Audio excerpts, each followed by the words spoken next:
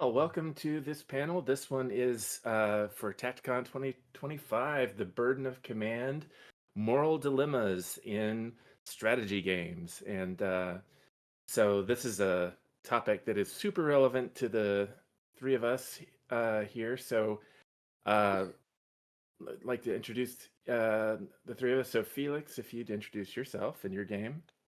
Yeah.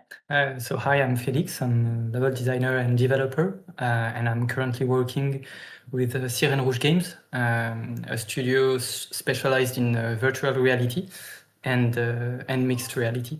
And so we are making our first game, which is Cité Alexandrie, game taking place in a dystopian France of the 1980s, in which you control a gang traffic of cultural objects in a society in which culture is highly repressed. So then Pietro, how about you?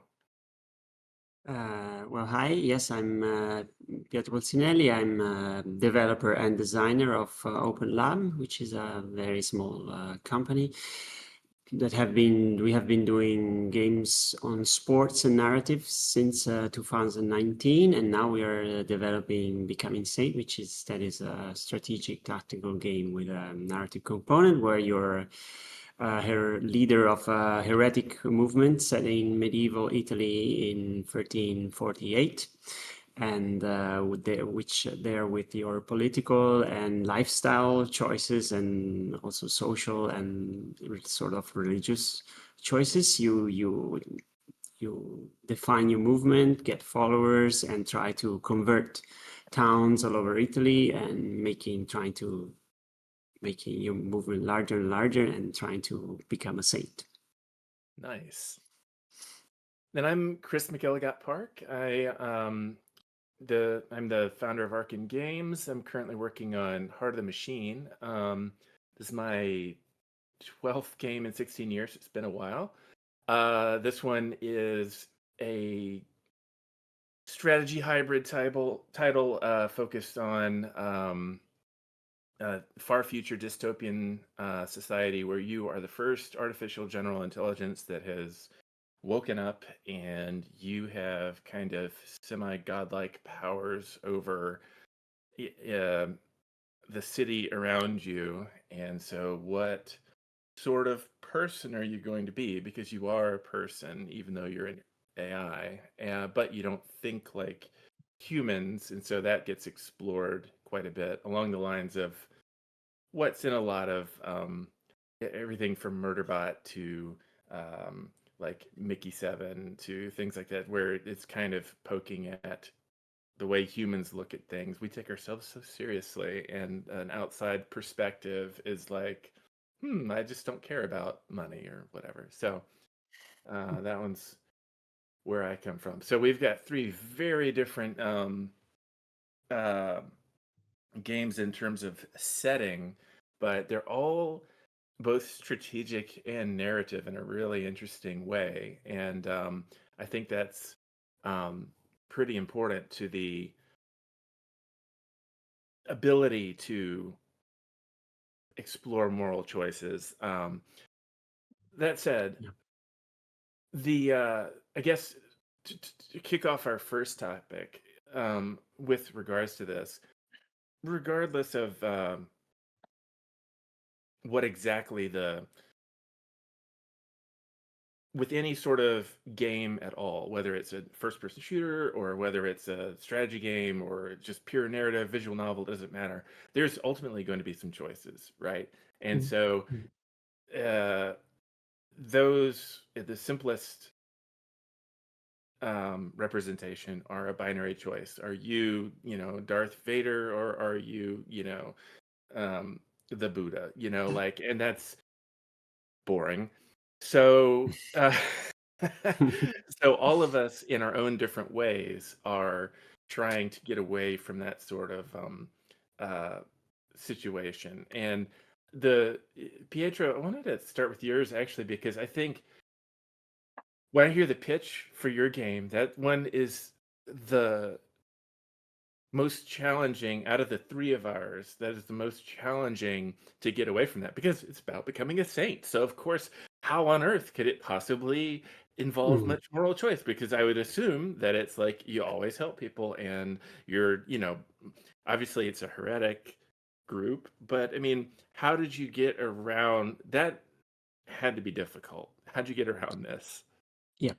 Well, if the first consideration comes from some study of the history of the heretic movements of medieval times. And the first thing, in fact, one of the motivation of the game, which is a bit misleading in the title, is the fact that you'll soon understand if you study just the life of Saint Francis, of course, who's like the leading, let's say, the shining figure of the time. But then if you study all the other movements, or if you happen to read the beautiful Name of the Rose of Umberto Eco, you soon you soon find that what are so-called religious heretic movements are mostly class rebellion, movements about class rebellion. So the social and the religious at the time were always, and they have always been strictly linked. So the fact that the moral choices leading to becoming a saint are not like at all black and white. This because if you study the history of the medieval heretic movements, they were always somehow social rebellion and political movements. So they had a strong component of class rebellion. And this, if you put it in context again, and is given to the fact that at the time, the notion of the institution of banks started, they say, organizing, starting from Tuscany, Florence, and the banks who actually failed in the first instance. But anyway, that's another story.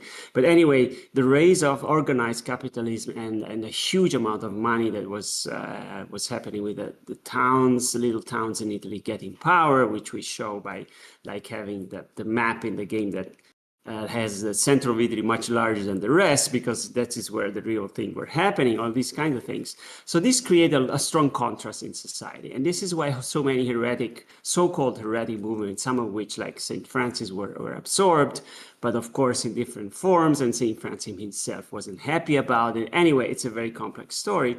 But so you already see that I think there's a scenario here of a wide option of choices. And in fact, as a leader of your movement, it's not just about, it's a side thing, the strictly religious themes, which we in a way we kind of avoid, but there are lots of social choices or personal choices, of lifestyle choices, whether, for example, you're going to use money, you're going to touch money, which was a question asked. This is all historically based, and this creates a wide spectrum of options and possible choices.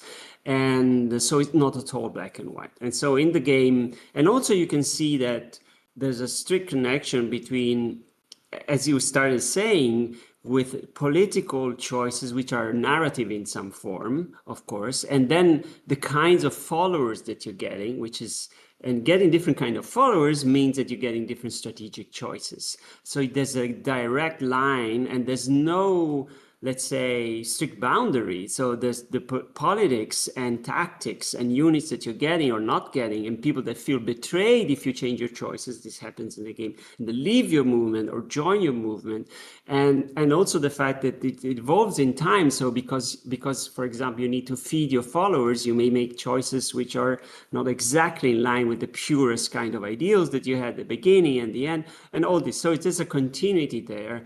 And it's absolutely not black and white. In fact, in the game, we have not 9 different political tendencies, but inside of that, there can be lots of variation. So no, the religious themes, and in fact, if you know the history of religion a bit, is never a black and white thing. And there's so many choices that we take for granted, which were not so in the history, like a female priest, or the relationship with sex, or relationship with living in society, and things which, like in Christianity, which I know more, for centuries, all these things were not dictated by the church, and they were just personal choices, and nobody is really aware of that. So it's a really bizarre and ever-changing story. That makes a lot of sense. Yeah, that is a much deeper cut than I expected, and I really like the emphasis on the historical, um, you know, bringing to light historical, because a lot of those things are familiar from what limited religious studies I've had through world religion classes and so forth in college, that sort of thing. But having that explored in a game with some historical backing, that's a much more fun way to learn about that stuff. So So I'm curious about France, dystopian France in the 1980s. Why did you, is it an aesthetic choice that it's the 1980s, or was there something going on in France in the 1980s that I'm not aware of that could have gone a different way or did go a different way? Well, I think our narrative designer could really answer that more specifically, but it's like we embrace the whole aesthetic with your help for managing your gang is a little Minitel. I don't think do you see like the Minitel, the old computers in France? So Yeah. that's something we really use, and we're really playing with that. And yeah, you will. So in the game you're controlling the gang, a gang that resells cultural products. So you have comics, books, and also discs, and like the vinyl discs. And so you play through the game, and as you advance you have more different products that are arriving. So you have like the VHS, is it like the Yeah. right word? Oh, yeah. VHS, and later video games that you can like you see the arrival of this new product on the market. While this is of course in this setting it's forbidden, so you're still an outlaw, but you see this new market arriving. What's And what's the cause of these being forbidden? What's making the society dystopian? Is this religion or political, or is this just what's going on? Well, this is political, but that's not like the reason how it happened isn't really explained. Just you're in a society where it is repressed, and so that's what's important. And what's important is how you are going to manage that situation, because you're so you can say, okay, it's really like the good who try to resell products and like work to resist for culture, and the bad that are repressing culture. But actually you're in a position of a gang leader where you employ teenagers without any sort of contract. You're making teenager fights because you have multiple gangs and who try to have each their own corner. So you make children fight on the street and you like the character you are embodying is clearly mainly interested about money at the start, at least, and so you have like financial goals during the game. And so it's not like it's not as easy as resisting against oppression. It's how you're doing it, and so that's the main point of the game. That makes sense. Does it is there a notable shift past a certain point to a different topic other than money? You mentioned that was just at the start. Obviously, they're mostly financially motivated. Does it branch what they're interested in, or is there a broader, like, I mean, obviously, there's a big theme of the value of culture itself, it sounds like. Is that something that how do you navigate that with the character? Well, like each chapter of the game has like some specific topics, and you have some, for example, topic about political elections, and so you have like a woman who like is running to be mayor, and she asks your help. So she clearly asks help for, for dirty money, some sort of like that. So you have the main theme, and inside that we're we're trying to speak about many different things, and also all the lives of the people in the city, because you have like multiple characters, and so you'll get to know them and know their opinions, and so they will talk about many different topics, work,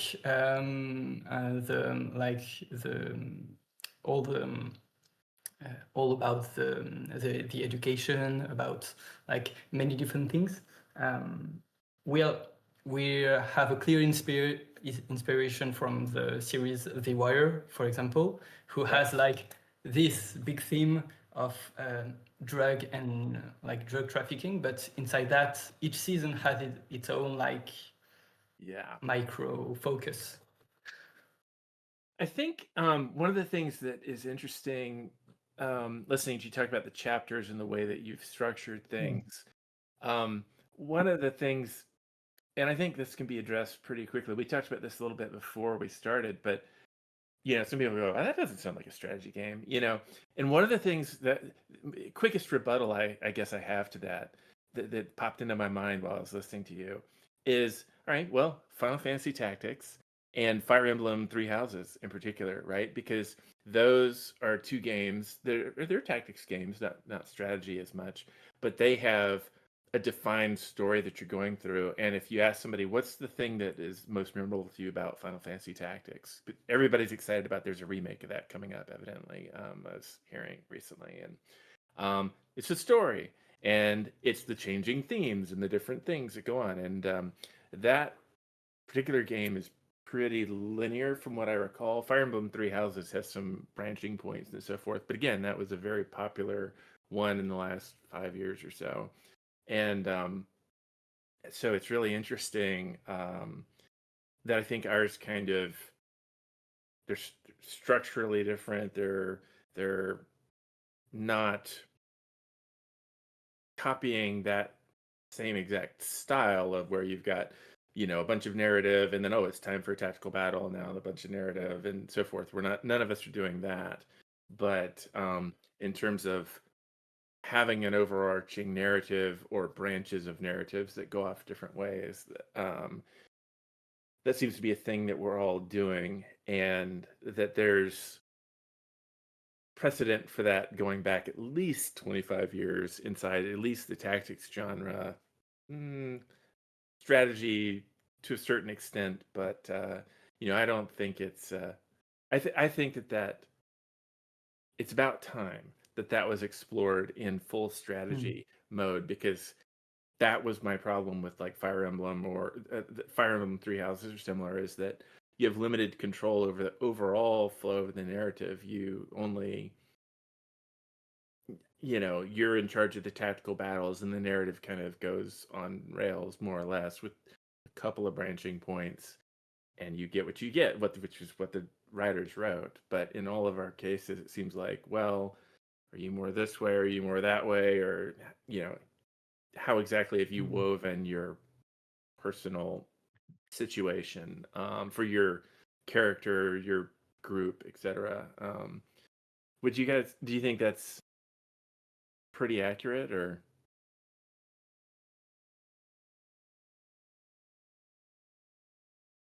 Well, yes. Fair enough. Fair enough.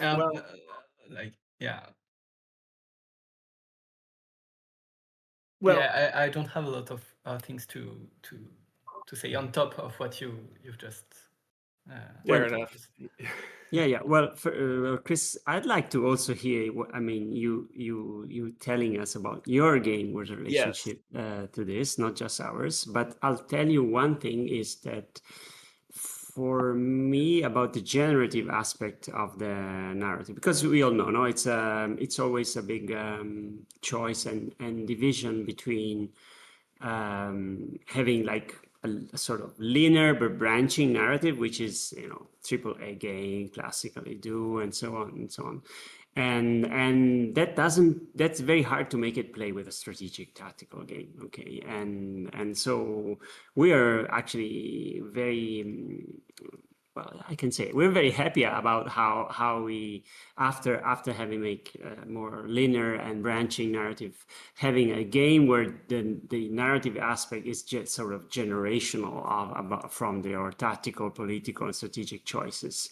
And of course also the fact that in this way, by putting the, let's say, the converting and the conversions parts of the games at the center of the gameplay, you can somehow layer building the narrative in indirect, humoristic, and so on, somehow also delicate ways. And like, for example, that but again, here, the political and strategic, as we discussed before, that there's such a continuity there between making a strategic game that somehow has some historical meaning and the fact that it's everything that happens is linked to political choice. So I'm being vague, but I'll make a specific example. Like, one thing I wanted to avoid is to have the usual hero's journey or something like that, which is very natural in a strategic game where you're somehow leading a movement. How can you avoid that? Okay, but so the way to avoid it is that the people that are following you in this case, and then form the tactic units that you're using in confrontation to convert others, are somehow following you because of some principles. And so if you change the principles, they're going to leave the movement. And actually, one I think good point we got from feedback was that, in fact, if you betray your ideals too much in the game, this is not going to end well for you, because people don't basically of course the game, you have to become saints, so you have to die, and that will happen very soon if they really feel betrayed. And so again, this is, this is the narrative of it, but coming directly somehow generated from the tactical, strategic, and political choices. So that's a very different way. For us, it was, for me as a narrative designer, it was a completely new experience. So somehow it's the opposite of you, Chris. But again, I think we both, Felix and I, we both would like to hear what you think about this with respect to your game. Right. So so in Heart of the Machine, I have chapters as well, but they're more broadly thematic, because my game is actually a time loop as well. But you don't find that out till you're about 20 hours in. And so then players are like, are you kidding me? This is a time loop. I can go back in time, but it's not just a time loop. It's one where it's multiversal. So you can go from one timeline to another and go back. So a bunch of players who get like 20 hours in, they're like, I thought I was about done. Now I'm like traveling back in time and sending information across timelines and stuff. And it's opened up a bunch more. And it's like, yeah. And it's like, that's really fun because it doesn't advertise itself. I mean, it's like the first line of the marketing copy is like, transcend time and space, but that's kind of generic. People don't realize, oh, this is coming, and that's partly because, especially in the early chapter or so, the prologue in chapter 1, it's focused on like the self mostly, like getting power to the self, like get safety, get a base of operations, get your. It's kind of Batman's origin story in a lot of ways, right? Like, why is he Batman? Why does he have all this stuff? Like, and then it's like, all right, well, now you've got it. What are you gonna do with that? And so from chapter 2 onwards, there's a bunch of different branches that you can explore where it's like, I'm gonna kill all the humans, I think. Those guys suck. Or hey, actually I want to help the lower classes, or I want to, I don't really care about helping the lower classes. I actually care about just toppling the upper classes, or whatever it is, right? Or you know what, I'm gonna focus on trying to uplift animals, and that sort of thing. And so for me, with that, rather than having a mission structure and like a overall goal where you're trying to win in some specific way, what does winning even mean? Because it's about becoming, in a given timeline at least, the sort of artificial intelligence that that you want to be. So your role playing is, oh, I want to be Skynet. I'm super evil, or I'm living out my anti-capitalist, fantasies here, or oh, I'm, you know, something else, and I'm starting a machine cult in my image, and in all the cases, it doesn't really go as the player thinks it's going to go at the start, which is fun. It goes. I get where they're going, but there's more that happens. But like um, with the machine cult in particular, it's like a lot of times that sort of thing is played for laughs. Of here's my worshippers who I'm the almighty, whatever. In this case, it's like no, you actually literally need to provide an afterlife for them to do. With like you're uploading their minds after they die, and if you don't, then they're not happy. And it's like so. What is that? you know, if you can really provide an actual afterlife for somebody who you have killed in battle, but you had an agreement to upload them afterwards, then, but they work for your enemy, um, then it's this kind of thing of like, the game frames it as like, well, if we don't die, then our survivors' benefits are going to be taken away from our families. So if we just like were to run or you incapacitate us, then this actually hurts our families. So if we end up having to fight you in battle, then we'd prefer that you killed us, and because of our families. And it would be really nice to not actually die though. So if you can like upload our minds, that's a nice thing. We'll do some stuff for you on the side in the meantime. And you don't have to get into that, but you can. And that self-determination is something that's really different. I don't use a lot of the details are all generative. I mean, so for me, I started out doing procedurally generated like galaxies and stuff in like the AI War series, and then the last Federation, which I did in 2014, has a lot of things in common with like RimWorld, where there's a lot of generative things, and I really started hitting the limits of that and started moving to I felt like, hey, it would be so much more meaningful if there was like a narrative context here. And um, when I started exploring that for the first couple of years, it was problematic to do without a time loop, actually, because if you try and just make it so that, again, like RimWorld or Dwarf Fortress or something, that everything happens from first principles and it's simulation focused, then the narrative inevitably falls apart or is just it's hard to maintain any sort of focus. And Yeah, it's also probably also become somehow the player's experience more than the designed narrative. Yeah, yeah, yes, that's and that's very typical. Yeah, yeah, which is yeah, okay, but okay, you want to do a different thing. Yeah, yeah. yeah, there's But nothing wrong with that. I mean, the last mhm, mhm. Federation that I did, it falls exactly into that, and I don't have a problem with it, but Um, I remember reading for the first time Boat Murdered, which is a Dwarf Fortress Let's Play. And I remember thinking how wonderful Yeah. that was, and how the only reason Boat Murdered is awesome is because not only was the game there, but there were also wonderful creative writers who were individually making role-playing type choices that were not ideal, and then the next one would come around the next year and would, all right, well, I'm doing what he did, I'm doing my own thing, and here's this, and it became this hilarious story over these segmented years from passing from one player to the next and so forth, and then them writing it up in a way that was good.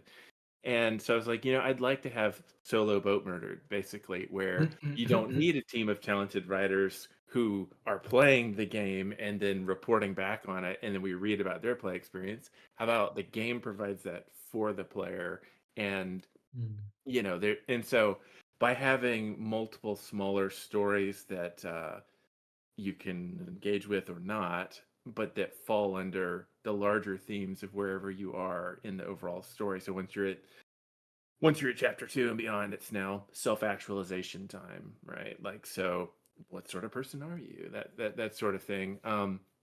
That lets me kind of um, explore those topics. And from an outsider's perspective, you're not human. You're not there to get money. You don't.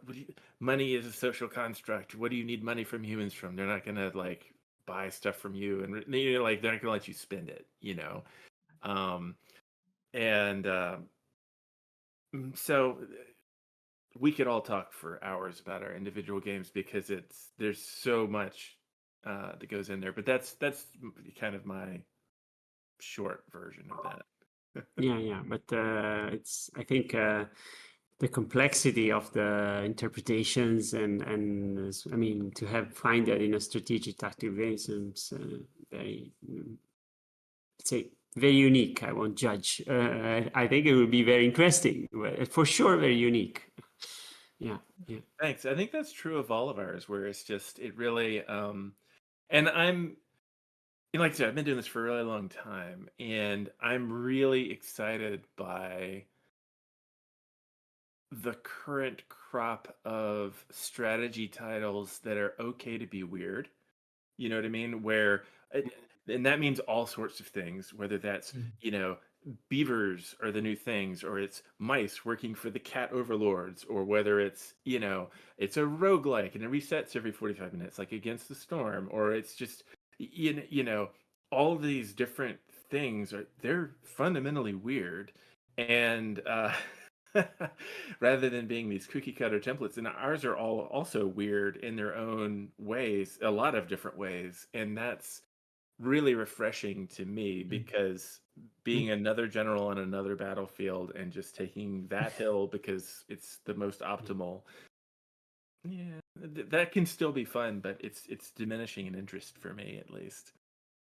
Well, I'd say something about it. It's also the fact that history, because this is what I've researched for the game so much, but history tended to be told in this way. So history was the history of generals, and which is such a misleading view of how society and humanity has evolved and the situation for 99.99% of people who lived. I mean, and so I think it's super cool that that different aspects, and this is for sure is one of our intentions. And the weirdness, it's also, but in our case, there's no lack of weirdness, of course, because if you look at the heretic movements, weirdness and also somehow modernity, like Fra Dolcino, he preached the parity of rights between men and women. This was in the 14th century. I mean, he and many other things. And the weirdness is that Fra Dolcino was killed by a bishop who was in armor and sword, and that is what he did basically all his life, going around killing people. So that's not what we see as a bishop today. And so there's even one pope at the time who said he never left the sword on his hilt in all his life, or things like this. So I mean, in our case, for sure, there's no lack of weirdness. In fact, Umberto Eco, if one happens to read the name, he plays on that enormously. And yeah, but also I know from what Felix has told, it would be so. I mean, I'm so expecting to play with the Minitel, which of course being. Yes. Lived my kids years between UK and Italy. We always envied to the French. We didn't have that very advanced technology, networking technology for the time, and also but what you said about the handling the teenagers and the wire inspiration gives a whole new view of it, and it makes it so intriguing to Yeah. So no lack of weirdness. I feel like there's almost opposite problems in the big picture for the two of you, in terms of like the big picture. Becoming a saint, you're obviously going to be very good. Oh, you're running gangs? Well, you're obviously going to be very bad. And both of your game structures are obviously way more nuanced than that. And you know, from Pietro in particular, we've already heard how that comes about. I don't want to get into spoilers if you don't want to, Felix, but I'm curious. I mean, The Wire is a great example because it really does show the humanity on both sides, one way or another. But at the same time, a lot of the people who are on both sides are shown to be very bad. Mm, um, you're right. and the I'm curious, how do you deal with people who want to be good? Because like with Baldur's Gate 3, they released a bunch of statistics, and we already knew this anyway from other things, where like 89% of people want to be good, whatever that means in a game. And I see that backed up in like my Yeah. achievement things and all that sort of stuff, where people won't like just randomly murder somebody without cause, except like 10-20% of the time because they're curious. But but like 80-90% of people are going to be like, no, I'm going to be pretty moral about things. And obviously when we put them in positions where morality is hard, that can be really fun and really fertile ground. But how do you balance that with that with crime games? I've never done one of those, I like myself, because it seems so hard to try and balance that. How do you manage that? Well, I think it's how you define and what's your definition of good in some particular situations? Because when you get to learn about the people, like how they handle things and how it came up to this situation where you have a choice, you have something you would think they were good, but they're not so good, or like reverse. And often it's like not only the one or the other. It's like you have a choice on a specific situation. You want to like help some people, but it will also have some different consequences. Maybe it will lead to the arrestation of another one, and so you maybe you want that or not. And so that's the questions we are asking, like how do you weigh the different choices, and like where do you prefer to put the cursor on the different different situations. So really zooming out, broadly speaking, sounds like Felix, for the most part, you're handling things through like personal connections and kind of the weight Yeah. of those historical interactions that you've Yeah. built up with those people. And if I'm understanding, for the most part, Pietro, like you're handling things through like the coherency of a movement and whether followers stick around or leave, that sort of thing. And that it doesn't matter too much the like overall morals of the, like, since there's many different heretic slices you could be in, but as long as you're consistent with that as much as possible, you're not going to lose followers. But then can you maintain your morality, broadly speaking, and within your for that that's not sufficient. So that wasn't enough. So what we created is a friction, because again, everybody wants to be saint in a way. Okay, so it's easy to say we're not gonna steal, we're not gonna touch money, we're not gonna get nobles involved, we're not gonna deal with the merchants, we're not gonna have cavaliers, we're not gonna have blunt weapons or anything like that. But of course, the friction is there. That is that when your movement grows, you have to feed the people, because once in the game, once somebody becomes a believer, it's always a believer. So a follower, if you want. And once you access, so you can pick, people can decide that, but you can decide whether to to somehow bless them to be your followers or not. But then they're following and they're trusting you for everything, for coherency, for especially for food. It's a very simple mechanics.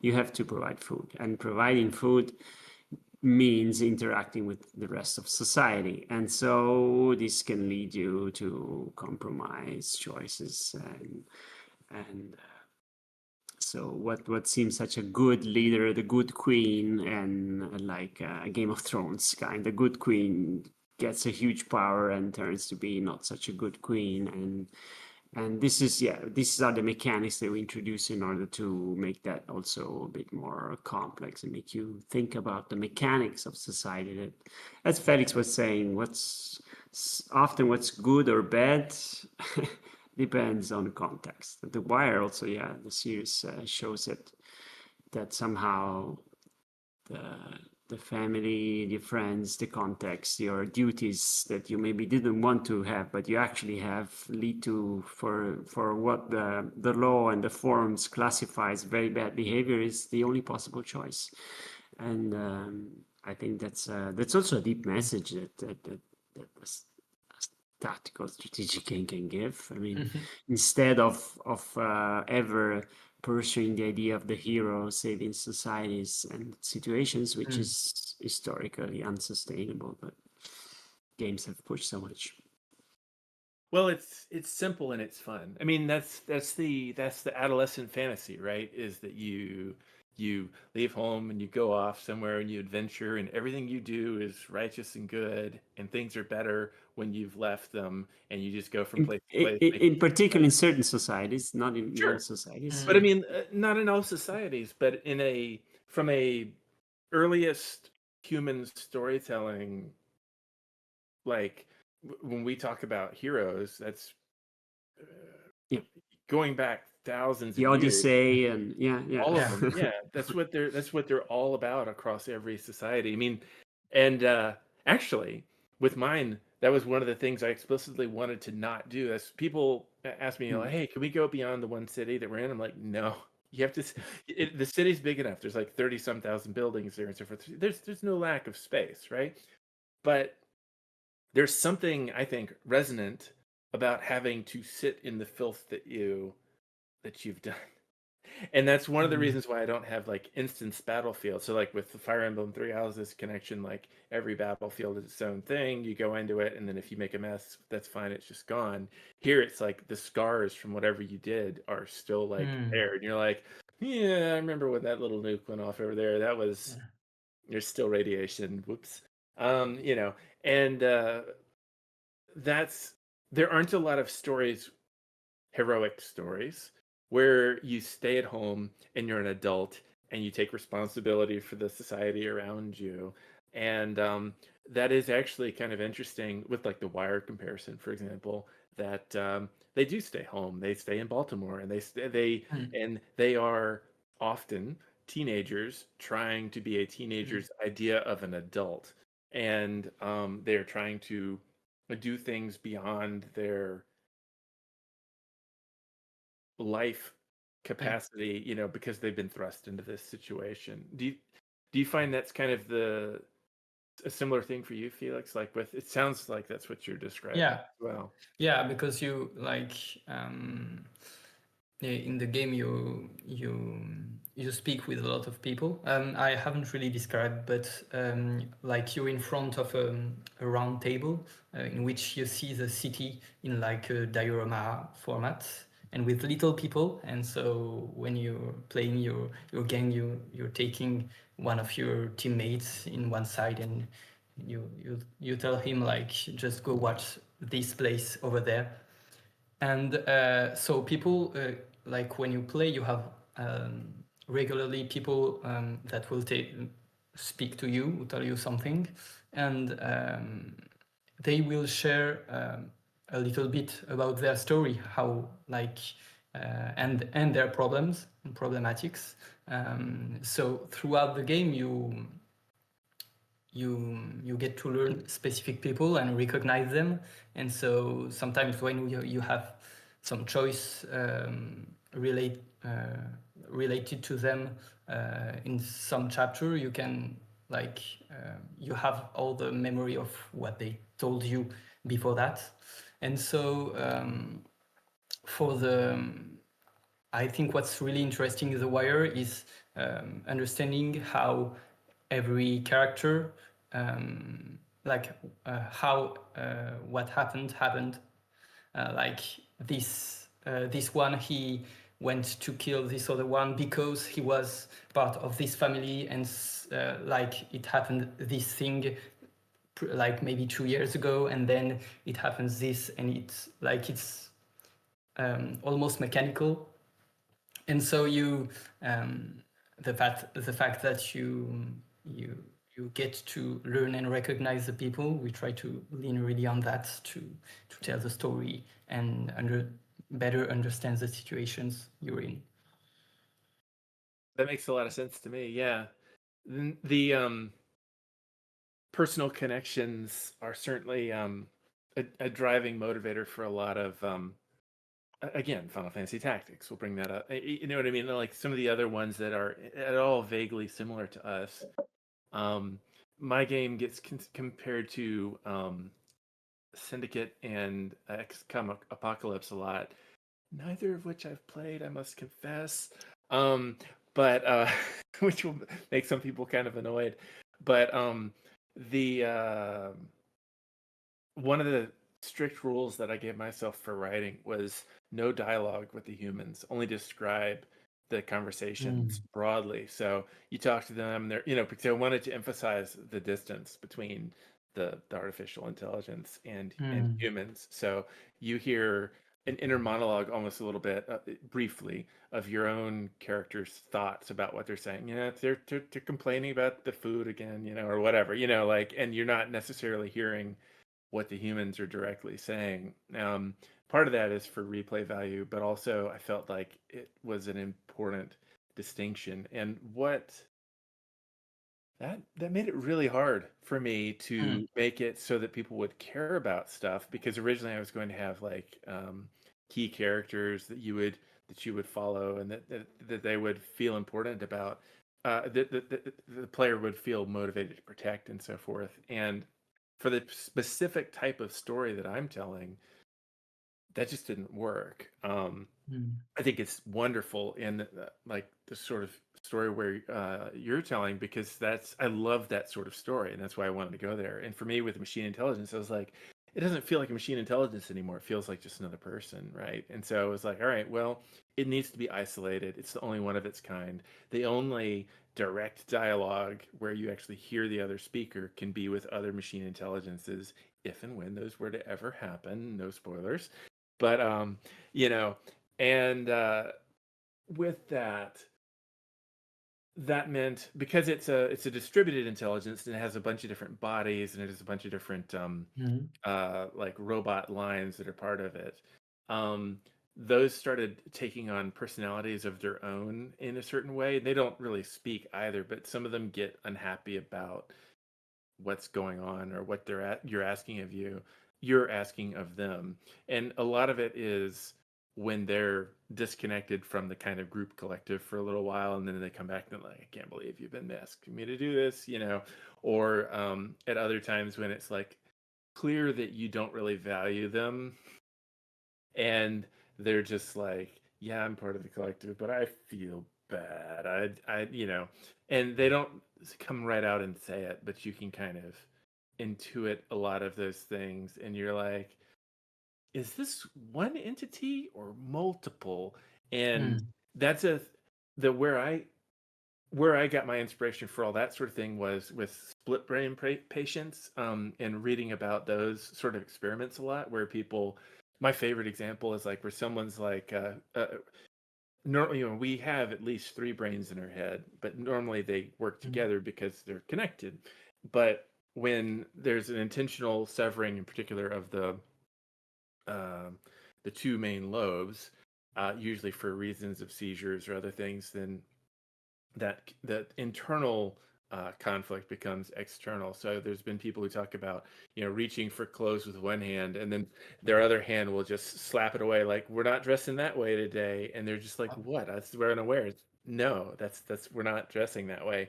And they're like, how about this one? Are you gonna slap me? Like, and the other, because the other lobe is silent and not connected to the mouth or that particular arm. Um, and so that's sort of like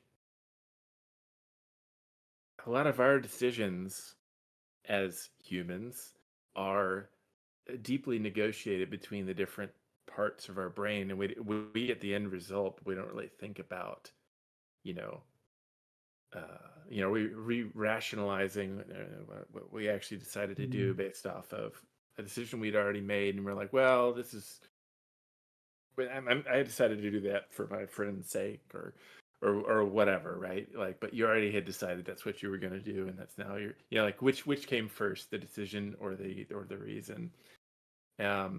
And it seems like that's something that we're all um, in some ways exploring, because like with the religious um, decisions, like, well, all right, there was a need, and then we justified our shift in order to fulfill the need, or well, our friend was in trouble, and so we're knowing his backstory, we decided to, this is our morality now. Or is it, well, we have our morality from the start, and consequences be darned, we're gonna just stick to that. In any of these situations, you're gonna run into that. So how do you guys go about keeping the number of choices at any given particular point brief enough that a player can understand it? Because people can't remember more than like 7 things, and really giving them 7 options when you're presented with a conundrum is too many. Giving them 2 is certainly acceptable, but it can be like, do you strangle the kitten or save the kitten? And it's like, well, nobody's interested in that. So to a certain extent,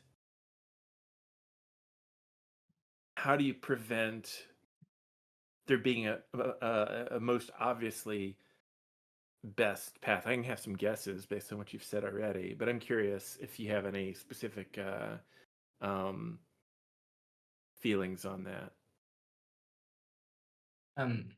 When you're speaking about best path, it's about like about optimization on the on the gameplay. And for Cité Alexandrie, we how can I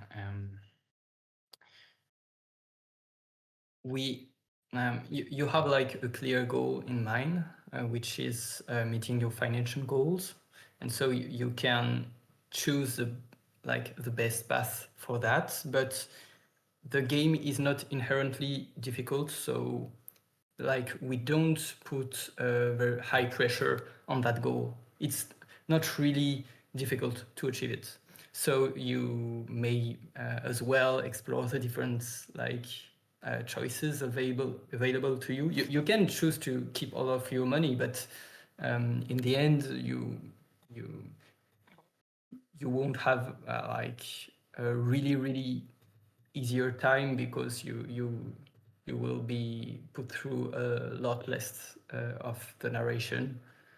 So And I expect that when people are then going, well, I'm not too pressured on money, let me try and help this friend or whatever, I expect that kind of spikes the difficulty a little bit, because you're intentionally stepping away from your ostensibly primary goal of money to help someone.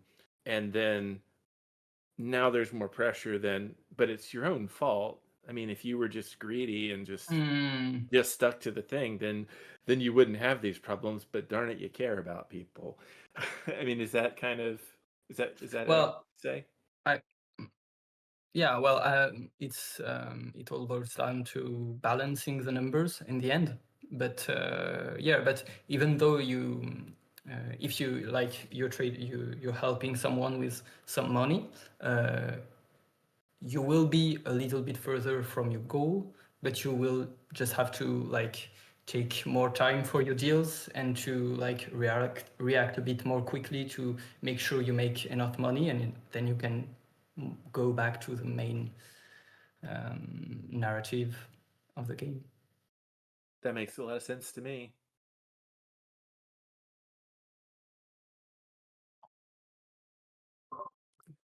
Yes. So, well, this makes me think about several things. But I mean, the idea of having an optimal path for the game is also, let's say, very alien to the way we set up the game. In the sense, well, first of all, ours is a kind of roguelike. And the game is actually a bit harsh with the player, but this also is part of the fact that the game has a strong, let's say, humoristic element to it, absurdistic, and so the fact that you are either beheaded by the emperor, burned by the pope, or hanged by the banks.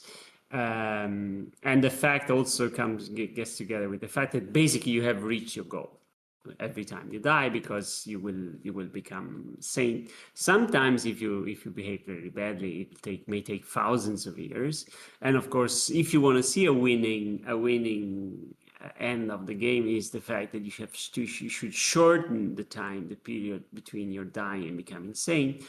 And there's a limit case which is supported in the game, and you can consider it winning in this very bizarre sense, is that when you become sane in your lifetime. I'm not going to tell you how to do that, but it's possible, at least formally possible, even in the real world. And but in fact, one of the things I discovered studying the theme is that becoming saint is actually a career with its own phases. There's a trial that may last for centuries, so not the same people that started judging you may not be the same people who declare you, and so death is there again coming into it. It's a very unique kind of, let's say, career. So in the game you have 47 chapters, and each chapter is 3 choices. So there is a really wide spectrum of directions, but basically each choice, there's no, let's say, combination of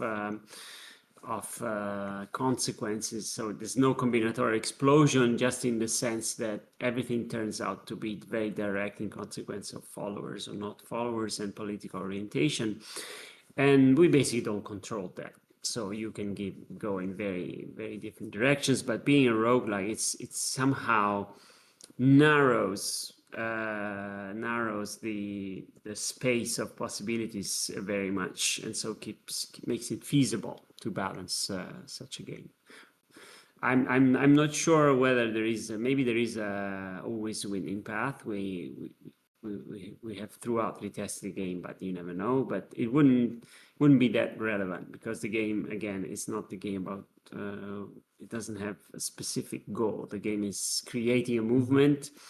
And the fact that it's roguelike also allows you to somehow experiment, like, I want to be really evil or really good or really Machiavellian, which is in fact probably one of the best ways to be proclaimed saint. And though there's no thinker that you would think further from becoming saint, but there was for a very brief time a pope who was a former pirate, and this was the first attempt of the Medicis to have to control the bank in Rome, which failed. But it's really peculiar that you have in the history of popes one that was whose brothers were hanged as pirates, and he managed to escape. And anyway, it's a long story, but it's no lack of weird inspirations there. Yeah.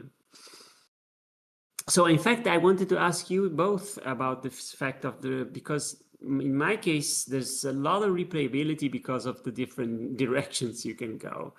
And the game is basically short. You will die soon, probably. So I was wondering whether with the roguelite or replayability issues in both your games, how you have been dealt with it, because introducing narrative in a strategic tactical games always makes it harder to make it compatible with a lot of replaying it. Yeah, Felix, how about you first? Yeah. Well, we don't really plan to have a high replayability. Like it's not our first goal in mind, so we like it's not really a problem for us. Yeah, I mean, there's a strong case to be made for games that just do what they're supposed to do, and then like Promise Mascot Agency comes to mind as being a really recent one, not in our genre, but that just did that really well, and I really valued that. And then more towards our genre, like Terra Nil, I feel like that um, is there's a strong case for games that will let you play them and then just be done.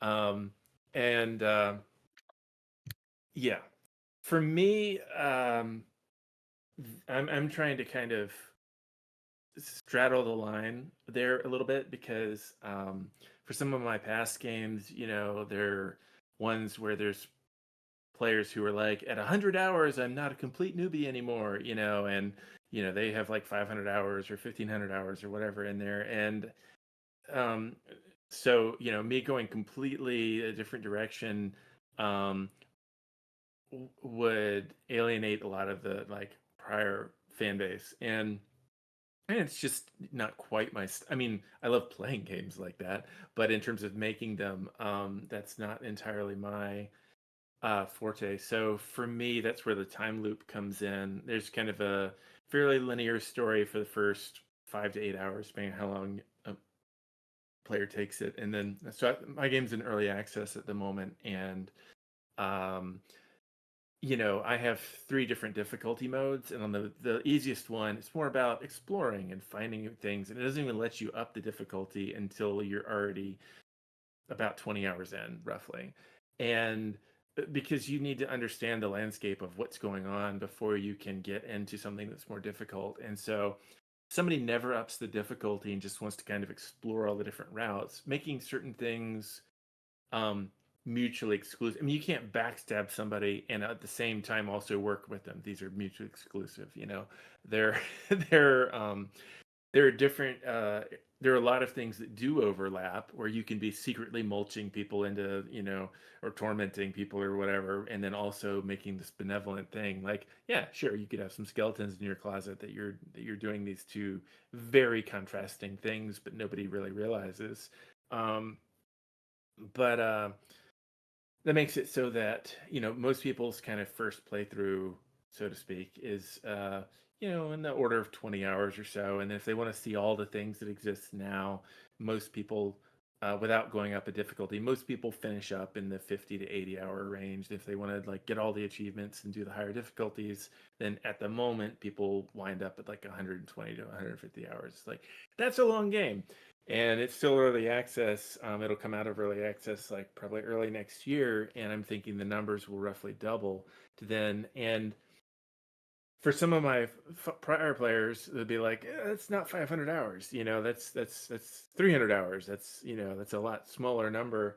And it's kind of like, well, uh, not every game needs to be like the thing that you play for your entire life. And I think that having moments that are memorable versus, you know, you can play chess forever. You know, you're never going to be stopped. Like there's always another person you can play in chess.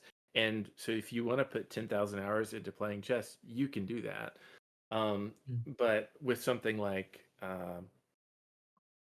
you know, the games that we're making, I don't think that you can put 10,000 hours into those, because you eventually that comes down. Even RimWorld, you're pushed to put more than like 3,000 hours in RimWorld. And so I think that there becomes a point of diminishing returns for players somewhere, and for every game, it depends where it should be, because there's a certain amount of exploration that can be done in any sort of concept, and the decision space of certain game mechanics, and that's just going to depend on the game where it's appropriate for that to be. So yeah.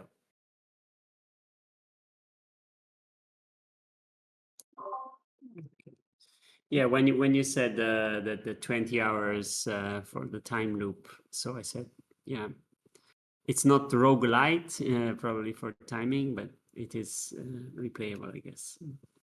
Yep. All right. So we've been talking about the way that morality works in our various games, and I've brought up the examples of like Fire Emblem Three Houses and Final Fantasy Tactics as being kind of narrative heavy tactics games. Um, but like we said earlier, all three of our games are pretty weird. So, um, to kind of close out the discussion here, I think it's a really good idea if we talk about what exactly makes our games a strategy game, which is a new thing for me because it's been blindingly obvious in most of my past games. Yeah, that's a strategy game when you look at it. I actually had a review that came in just this morning that was accusing my game of being not a strategy game, but actually being like a gal game.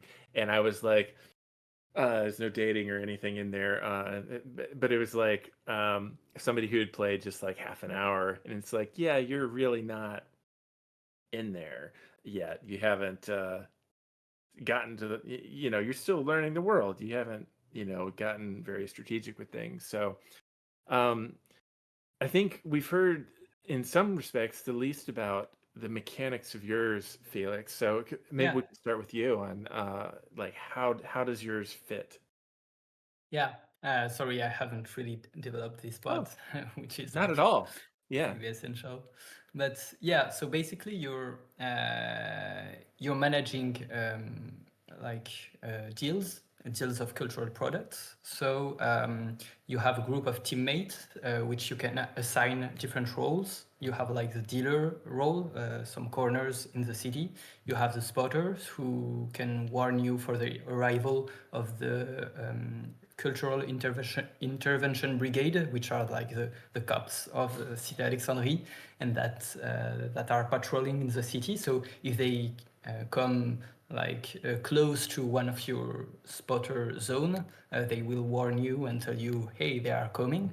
And so in this kind of situations, you have to react and take your teammates to different hideouts throughout the city and like hide your different products, because if the brigades find them, they will just steal them to you. And so the whole strategic part is managing all of these different systems. So your teammates, your roles, you can also have like rival gangs that attack your spots and can control one of your zones. So yeah, and all of that while like trying to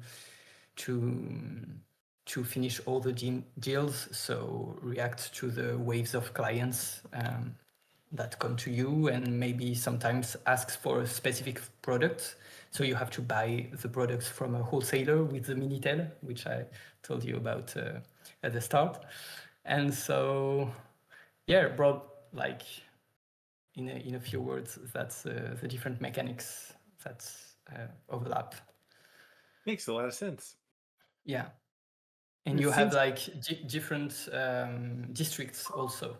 So you have like one district, like the first district you arrive in, and throughout the chapters you will discover two more districts and have to switch between them while trying to keep an eye out for the brigades and all that kind of stuff. in a vague sort of sense, that reminds me a little bit of like Crusader Kings 3 or something along those lines, where you've got the roles that you put people into, and you've got the map that is connecting things. Because if you armchair pitch Crusader Kings 3, there's a fair bit of how exactly is that a strategy game again as well, that could happen. We're all accustomed to the fact that it's obviously a strategy game. Yeah, but there are personality to keep and convince. Yeah. I see the analogy too. Yeah. So the context couldn't be Right. more different. Right. But in terms of like, that sort of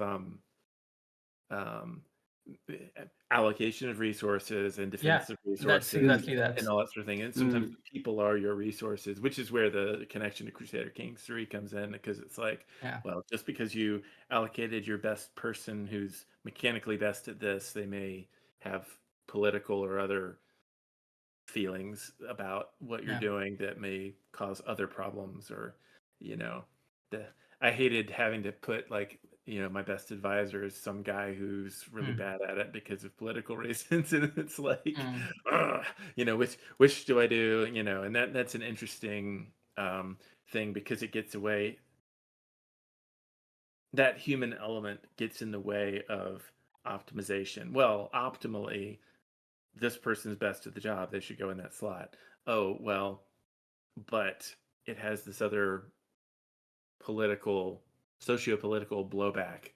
So is that really optimal? Like, this, the highest number isn't the obvious thing. Otherwise, it would be just pick the highest number. It's not a Mm. game anymore. Just the highest number goes in the slot. So that makes sense. And Felix, I'm curious, is the effect of, let's say, managing drug dealing or illegal stuff through Cultural the cultural Minitel? product dealing, Yeah. Okay, not but drug. through the Minitel, is that Yeah. historically true? Yeah. No. Well, ah, actually, I don't know, but I don't think that's really true historically. But okay. like, I it was would curious. be, yeah. To some extent, maybe I think like you did have commerce on the Minitel, which was the way Okay. to buy things. Like you was watching TV, and they for in some commercials it would let you know the number assigned with these kind of things. And like I remember my grandfather, who was a dentist, he told me he was buying like his stuff for the cabinets for his medical stuff through a Minitel, which he Okay. still has Okay. in his Okay. house. Great. Great. Very interesting. But for Yeah. communicating between different drug agents, maybe it was the case. Yeah. Here, Okay. certainly in a fictional dystopian version where culture Yeah. is outlawed, I mean, it makes sense that it would be, it aesthetically and logically makes sense for this alternate history version. I like that a lot. Yeah. Yeah. For me, with my title, a lot of where the strategy comes in, I make a really big distinction between tactics and strategy. Tactics being like the execution of a short-term plan versus strategy being, like some self-determination over a long-term goal, right? And so when I look at something like the examples I keep bringing up of Final Fantasy Tactics and Fire Emblem Three Houses, I would say those games don't really have strategy. They're wonderful on tactics. They're excellent tactics games. There is some mild strategy in how you grow your characters, how you equip them, and how you manage your budget and so forth long term. But ultimately, that strategic part is fairly light, and that in the impact on the final outcome of those games is rather low. Those are beloved tactics games for a reason, and they don't really come up in the strategy conversation all that much. For me, I think that Heart of the Machine, my game, is comes across as being in that vein, as being pretty much like a tactics game for the first 10 hours at least, because you're learning the environment and so forth. And then you pass this point where you get to chapter 2 and you're like, all right, I start having my own ideas about how to bend things and all that sort of stuff. So there's tactics all the way through, and it's like, all right, now I know enough to start being strategic. I see what's wrong, or what I feel is wrong, or I see what I want to do. How can I go about achieving that? And then you start. And so for me, like, all the battles take place on one connected map. So if you get into multiple at once, suddenly you've got a strategic problem of how do I deal with both of these at once? Or and a lot of it comes down to like strategic routing of like, all right, well, I want to do this, this, and this. what's the best order in which to do that so that I'm like actually successful in my endeavors. And on the normal difficulty, yeah, it's really not that hard. It's not a very hard game on normal difficulty. There's an extreme, there's a hard mode and an extreme mode. And for my like 5% of players who like get super into the strategic elements of some of my other games, those are for them. And that's almost like a whole different game where it's the same game, but they're having to like think about the numbers in a really hard way and almost like plan an expedition in this new timeline. Okay, I've only got this many turns, and in order to make this happen, the enemies are going to be overwhelming. I know that from past experience, when I go down this route, I'm going to be facing enemies of that sort. So how am I going to kit myself out so that I can deal with that? Yeah, I'm going to do this first. That'll probably take me about this many turns, and then I can go blah blah blah blah blah blah blah. Right, and so it becomes more strategic as the further you go, and if you deep dive into the higher difficulties, then it becomes very strategic. And if you really don't care to go to that level, then it's more tactical, and I think that's all right. Obviously, we're at TactiCon, so we're not needing to be super strategic. It's all about having a tactical layer. But for me, I treat the city as being kind of like a database where all the things that happen, whether that's a big choice that you make in a story sense or a minor choice like where you put a building or where somebody killed something else or something exploded or whatever, all of that has a concrete effect. And I think that to a certain extent, that's a little bit similar to kind of the like loss of followers or gaining of followers and that sort of thing with Pietro's, because it's like I don't know. You should probably expound on that, Pietro. But I think there's some similarity there. Yeah, that's it's a bit less tactical aspect, more general aspect of that. So the game, well, Becoming Say it's a very short loop, so you'll get very soon to the tactical aspect of it, which so you make your choices, gain your followers, believers, pick a town, march to the town, beg, get food, and so on. But basically, then you get to the town, and there's this little grid where your confrontation starts. It's a game where nobody dies but you eventually, and so confrontations are basically working on convincing others and either converting them to their movement or demotivating them or make them just run away, but by cursing, blessing, and then using all the possible most ridiculous means, by throwing flowers or being funny or just distracting them with coins or sort of bones of dead saints or things like this. And yeah, the game actually can be played in two styles. Let's say one is more like an auto batter style, where you basically are only doing meta actions like blessing and cursing the units, and but they move and attack by themselves, or you can play it more a more directed way. This is the first choice you can make by having them. Everybody attacks whoever they can, but you're moving your units by hand, so you can sort of drag them back when you don't want them to be too committed, and so on. You can always run away from a battle. That doesn't mean that you're losing the game. But yeah, and when you pick a town, you can pick Pope's controlled or Emperor controlled or Merchant controlled, and so this. Like usually Pope towns are maybe less guarded, but if you exaggerate, the Pope may proclaim a crusade just against you, which will get you into a lot of troubles, of course. And so, yeah, the battles don't last long, but of course, more you play, larger. If you want to convert a town like Naples or Florence, you'll need to have a lot of followers, and so in that it's a very very classical game loop. Then the game loops to of course, if you convert more towns, you get more followers. You have to celebrate at each turn a big lunch party in Assisi, which will require a lot of food, and the food will require you to a politics that somehow produces a lot of food, and so on. So that's basically how tactics and a form of strategy connect. And that makes sense. I mean, I think that resource management is probably another core thing for all of us because there's things that, you know, you have to manage in the short term and or in the long term. And